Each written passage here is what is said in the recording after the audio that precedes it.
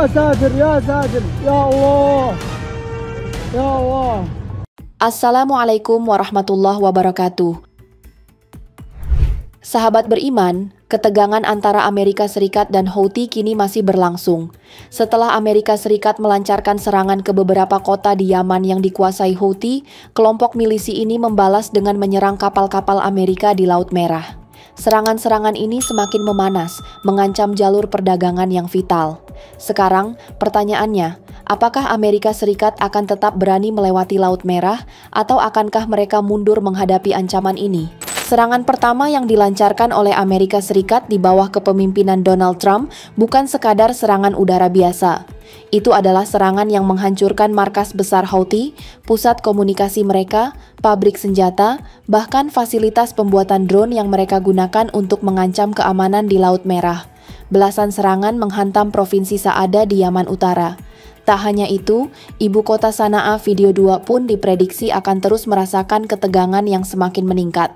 Setelah serangan tersebut, Angkatan Bersenjata Yaman merespons dengan melancarkan operasi militer besar, menyasar kapal induk Amerika, termasuk kapal raksasa USS Harry S. Truman. Meski perintah tegas dari Trump untuk memberi pelajaran kepada Houthi terdengar kuat, milisi Houthi tak gentar. Bahkan, mereka semakin memperkuat tekad mereka, menegaskan bahwa ancaman dari Trump tidak akan pernah menghentikan perjuangan mereka, terutama dalam mendukung Gaza.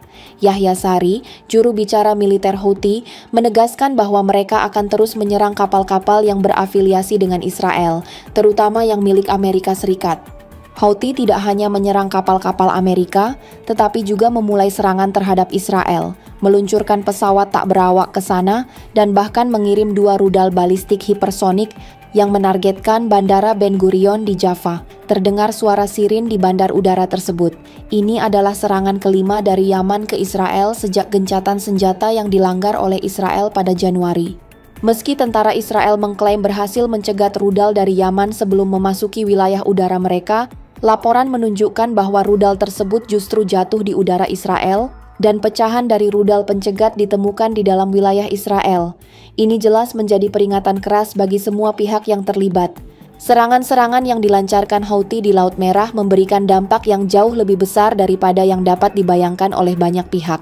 Keberanian mereka untuk menghadapi kekuatan besar seperti Amerika Serikat terbukti efektif, mengubah jalur perdagangan yang biasanya aman menjadi medan pertempuran yang penuh risiko. Sekitar 75% kapal-kapal berbendera Amerika Serikat kini menghindari jalur tersebut, memilih untuk mengambil rute yang lebih jauh melalui pantai selatan Afrika. Namun, pilihan ini bukan tanpa konsekuensi. Kapal-kapal yang melintasi jalur yang lebih aman ini harus menghadapi perjalanan yang jauh lebih panjang, menambah biaya ekstra yang mencapai 1 juta dolar Amerika atau setara dengan 16,5 miliar rupiah. Sebuah beban yang tak bisa dianggap ringan, mengingat risiko yang harus mereka hadapi di tengah ketegangan yang terus meningkat. Kapal terakhir yang mencoba melewati jalur Laut Merah diserang sebanyak 23 kali, sebuah angka yang mencerminkan betapa berbahayanya situasi di sana. Serangan-serangan ini bukan hanya soal angka, tetapi tentang ketidakpastian yang mencekam setiap pelayaran. Setiap kapal yang melintasi jalur ini kini harus mempertaruhkan lebih dari sekadar waktu dan uang. Mereka mempertaruhkan nyawa. Menghadapi situasi ini, pemerintahan Trump merasa tak bisa berdiam diri. Mereka berjanji untuk bertindak lebih tegas dari pemerintah sebelumnya. Ini bukan lagi hanya soal pertahanan maritim. Ini tentang memulihkan kembali rasa aman bagi kapal-kapal yang tergantung pada jalur Laut Merah.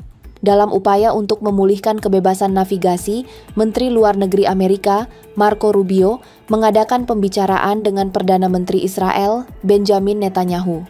Percakapan ini bukan hanya soal strategi militer, tetapi juga soal solidaritas yang mendalam. Rubio menegaskan komitmen pemerintahan Trump untuk melancarkan operasi militer yang lebih agresif terhadap Houthi demi memastikan bahwa jalur tersebut tetap terbuka bagi perdagangan internasional.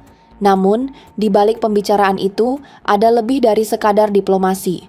Rubio juga membahas operasi militer Israel di Gaza, menegaskan kembali dukungan penuh Amerika Serikat terhadap negara sekutu mereka. Sebuah pengingat bahwa dalam geopolitik global, setiap langkah yang diambil bisa mengguncang keseimbangan yang sudah rapuh dan setiap keputusan dapat memengaruhi nasib banyak orang. Ketegangan ini tak hanya terasa di Laut Merah, tapi menggema jauh lebih dalam, menambah lapisan kompleksitas pada hubungan internasional yang sudah penuh ketidakpastian. Ketegangan yang melibatkan Amerika Serikat dan Houthi tak hanya mengguncang Timur Tengah, namun juga menyeret Eropa ke dalam pusaran konflik yang semakin memburuk. Ketika Amerika Serikat mulai melancarkan serangan terhadap Houthi, sebuah kelompok yang didukung oleh Iran, mereka dengan cepat menuduh Eropa memanfaatkan situasi yang tegang ini. Dalam sebuah grup pesan yang terdiri dari pejabat tinggi pemerintahan Donald Trump, yang secara tak sengaja bocor kepada seorang jurnalis, Wakil Presiden J.D. Vance dan Menteri Pertahanan Pete Hegseth dengan terang-terangan menyebut Eropa sebagai penumpang gratis dan mempertanyakan apakah Amerika Serikat harus menanggung biaya untuk Eropa lagi. Kalimat ini begitu tajam, mencuatkan perasaan terluka di kalangan rekan-rekan mereka di Eropa yang merasa dihina. Politico melaporkan bagaimana bocornya pesan pribadi ini memicu gelombang kemarahan dan kekecewaan di kalangan pejabat dan diplomat Inggris serta Eropa. Mereka merasa dikhianati, tidak hanya dalam konteks diplomasi, tetapi juga dalam hubungan yang sudah terjalin lama. Apa yang seharusnya menjadi solidaritas dalam menghadapi ancaman bersama kini berubah menjadi perdebatan yang panas tentang siapa yang seharusnya bertanggung jawab dalam menghadapi agresi global. Namun, yang lebih mengejutkan adalah bagaimana pesan yang bocor itu mengungkapkan rencana konkret untuk melibatkan Eropa dalam konflik ini. Padahal, Inggris sudah mendukung serangan udara terhadap Houthi dengan pengisian bahan bakar. Hal ini jelas menyakitkan, terutama karena Eropa merasa bahwa mereka sudah cukup terlibat, meskipun lebih sering berada di belakang layar. Mantan Menteri Pertahanan Inggris, Grant Shapps, mengungkapkan rasa kecewanya dan menegaskan bahwa beberapa pihak di pemerintahan Trump jelas perlu memperdalam pemahaman mereka tentang sekutu-sekutu mereka. Ia menyatakan bahwa klaim bahwa militer Eropa tidak berbuat banyak untuk menghadapi ancaman Houthi yang didukung Iran adalah keliru dan ini bukan sekadar masalah politis, tetapi soal harga diri dan kepercayaan. Houthi, dengan solidaritas mereka terhadap warga Palestina, terus melancarkan serangan ke kapal-kapal di Laut Merah, sebuah langkah yang telah membuat angka pelayaran yang melintasi terusan Suez menurun drastis. Serangan-serangan ini jelas mempengaruhi jalur perdagangan yang vital, memaksa Amerika Serikat untuk terlibat dalam pencegatan rudal dan pesawat nirawak. Namun, meskipun ketegangan semakin meningkat, banyak pihak, terutama pengusaha besar, merasa pesimis tentang masa depan pelayaran ini. Rolf Haben Jansen, CEO Hapag-Lloyd yang berbasis di Frankfurt, dengan tegas mengatakan bahwa sampai saat ini, ia belum melihat adanya solusi yang nyata untuk mengatasi kondisi tersebut. Di sisi lain, Maersk dari Denmark turut merasakan dampak dari kondisi ini, dengan pengalihan jalur yang menyebabkan kemacetan di rute alternatif. CEO Maersk, Vincent Clerc, pada Februari lalu menegaskan bahwa kemampuan Houthi dalam melancarkan serangan harus segera dicari solusinya. Dan menurutnya, salah satu jalan keluar adalah dengan tercapainya gencatan senjata di Gaza, sehingga pelayaran di Laut Merah bisa berjalan kembali tanpa hambatan. Untuk memulihkan kembali jalur perdagangan yang terganggu, Amerika Serikat, Inggris, dan Eropa tidak tinggal diam. Pada Februari 2024, Uni Eropa membentuk sebuah koalisi yang dinamakan Operasi Aspides. Operasi ini dimulai setelah negara-negara Eropa menolak berada di bawah komando Amerika Serikat sebagai bentuk penegasan kedaulatan mereka.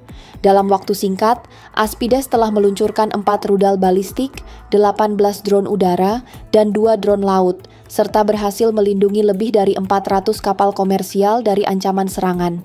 Tak hanya Eropa, Inggris, dan Amerika Serikat juga melakukan serangan udara bersama terhadap situs-situs Houthi, berupaya keras untuk mengendalikan situasi yang semakin tak terkendali. Namun, di tengah semua ketegangan ini, pertanyaan besar tetap menggantung di udara. Sahabat beriman, apakah aksi Houthi ini akan cukup memicu terjadinya gencatan senjata di Gaza? Ataukah dunia akan terus terjerat dalam spiral kekerasan yang tiada akhir?